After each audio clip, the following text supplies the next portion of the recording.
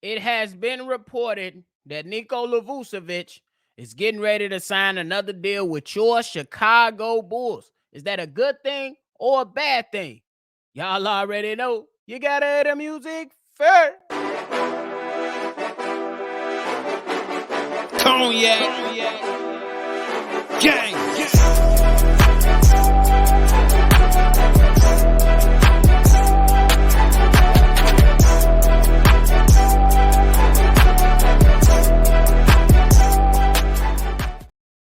Shy Bulls Podcast with the Cognac Boys. I'm Cognac Boy Bobby, holding it down on another episode of Shy Bulls Podcast for me and my co-host, C-Dub. If you like what you're listening to today, hit the like button, subscribe to the channel. I am getting to y'all a little later in the day, but hey, as my man Shay say, shout out to you, my guy. Better now than never, right? It is what it is. So, look, man, it's been reported by all over Twitter, all over the media, that Nikola Vucevic is expected to sign an extension with the Chicago Bulls for 3 years and about $65 million. Now, I know it's going to be some people that's pretty upset about this, but I want us to think, let's go ahead and just relax, keep it even keel, and look at this from both sides of the spectrum.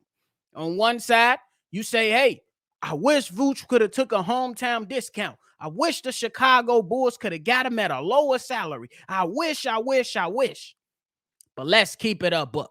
Nikola Vucevic, in my mind, is still a top 5 center in the league. If you want to say he's top 10, hey, he's still top 10 out of 30 other starting centers in the NBA. So you still going to, it's somebody who is very reliable.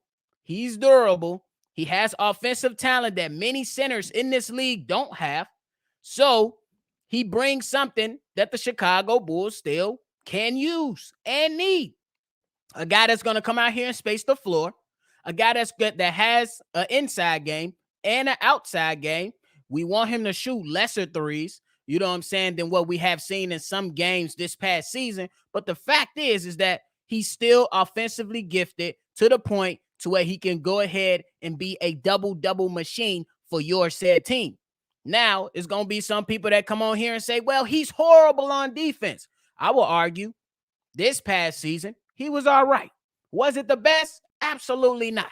But it was definitely better than the year prior because, as we all remember, the pick and roll game against the Dallas Mavericks was a horrible thing to see for your Chicago Bulls, as that game is just pick and roll, pick and roll, pick and roll. We even came up with a song over here on Shy Bulls Podcast. We was like, hey, pick and roll, pick and roll, pick and roll, pick and roll, pick and roll. Just to remind some of y'all that may have forgot. But as we continue to go ahead and talk about this signing, you know what I'm saying, and Nikola Vucevic, it ain't many options out there if we keeping it a buck. There are not many options out there that tilt the scale in a way that's going to be like, boom, that's going to go ahead and catapult the Chicago Bulls to new heights. No.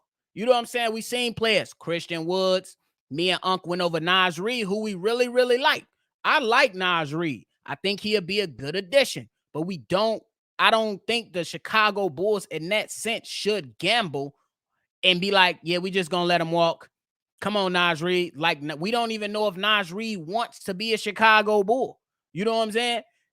I think Naz Reid, he was like single digits, made a couple million. So to convince a Naz Reid to come over to the Chicago Bulls, how much could that have cost the Chicago Bulls? And is Naz Reid ready for a starting position? Can he go in and night out and provide something that Nikola Vucevic, we already know that he can give us?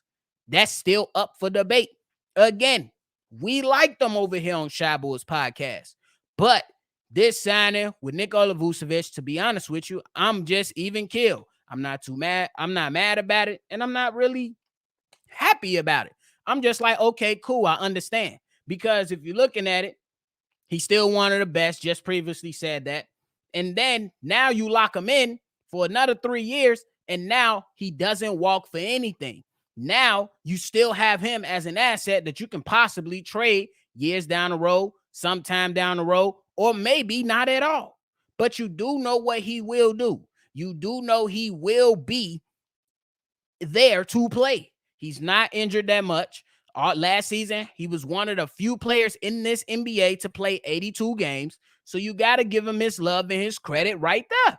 You at least got to give it to him. You know what I'm saying? And it is what it is at this particular point. It's really, really looking like the Chicago Bulls are getting close to really running this thing back. And that's what we have to come to realize. And we know, if we keeping it a buck, us as Bulls fans know, when the Bulls had a legit point guard lined up in the lineup with Vooch, DeMar, and Zach, the Bulls look better. And this is still not the end. We don't know who else they are going to acquire. We don't know if they're going to trade DeMar DeRozan at this moment. But we do know possibly a duo of Zach and Vooch and possibly DeMar. It's not that bad. Did it translate to good results last season? Absolutely not. I'm not going to sit here and make excuses for it, because I still think there's a lot of work that needs to be done for your Chicago Bulls. And I'm going to keep harping on it. Keep harping on it. Keep harping on it.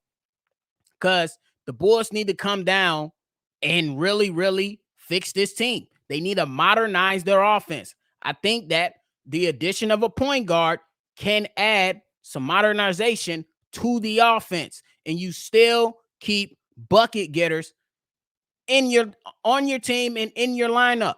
It's not all bad. It is what it is. These guys are really stuck.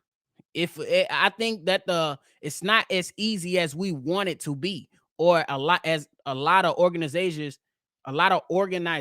make it seem. It's not that easy to go ahead and make decisions. And I'm not one of the mindset to just go ahead and let players walk out the door. Y'all been following us for a while now. Y'all know that over here on Shy Bulls Podcast, if you want to trade somebody, who's coming in? But if they didn't sign them, that was not going to be a trade asset even there. So we got to go ahead and sit there and think about it. We got to go ahead and sit here and let these guys work it out. Because there was a lot of people, clamoring over some teams, maybe like the Denver Nuggets. It was like, bro, why they not doing nothing? Why they not trading players? Why they not doing this? And sometimes patience helps out. We had Ultimate Ray Jones the other day giving us a voicemail and telling us, let's have some patience. Let's not make the same mistakes that we made when we gave up on Lauri Markkanen too early, when we gave up on Jimmy Butler too early. Let's go ahead and actually see what we can do. I'm not a big fan of running this thing back, and that's just a fact. But at the same time, what else is out there at the center position for the Chicago Bulls that will give you the production and the durability and reliability as a Nikola Vucevic? Somebody gonna come in here and say, well, we should have traded for Aiden. No, that is a guy I don't want on this team. I think that Aiden, I think he's a solid player. Can he be good? Yes. Can he be great? Possibly. But I'm not one to say. I'm going to go off what history tells me and what my eyes tell me. And my eyes tell me at this current moment, he's a fucking crybaby. Can that change? Absolutely. But we seen players like Aiden not show up, pout, throw hissy fits at the end of the bench when he got two of the most prolific scorers on his team in Devin Booker and Kevin Durant, and he was still pouting. He disappeared in the playoffs. Now, I know it's going to be some heat. People like, well, we only seen the Bulls in one playoff series with Vooch. And Vooch in that playoff series was okay. He was better than he was in that particular season. He didn't fade away in that, in that series against the Milwaukee Bucks, even though we only won one game. So I say, let these guys get healthy. Let the front office do what they got to do. I'm not 100% sold on the front office. Let's make that clear. But at the end of the day, we got to allow players to develop.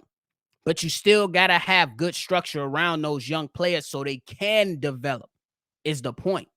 You know what I'm saying? We can't have this revolving door of players.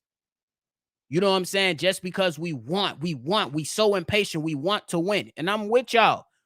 It's something needs to be done, but it's not over yet. Now we can go ahead and have another discussion once it gets closer to the start of the season and the team, if the Bulls organization didn't do anything.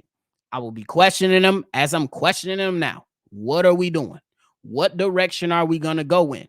But when you got players like Zach LaVine, a guy that's in his prime, a guy that's having a full, healthy offseason for the first time in 2 years, you allow him to grow with the guys he's been running with, and you try to add some solid additions to the team and see what you can get out of that.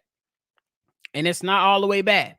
So let me know how y'all feeling. Y'all feel that Nikola Vucevic deal was bad? Was it bad to give Nikola Vucevic the deal? Was it a good thing to give him a deal? I'm on the side that it's more good than bad because it's not a lot of options out there to replace him if we keeping it up. I ran through them. Nas Reed, maybe. Christian Woods, not so much. DeAndre Ayton trade, So y'all let me know. Hit the like button. Subscribe to the channel if you haven't done so already. If you want to be a part of any mailbag episode, go ahead and send a text message or a voicemail in at 773-242-9219. I want to hear y'all sound off on this. Let's go ahead. Drop your take. We want to hear your take.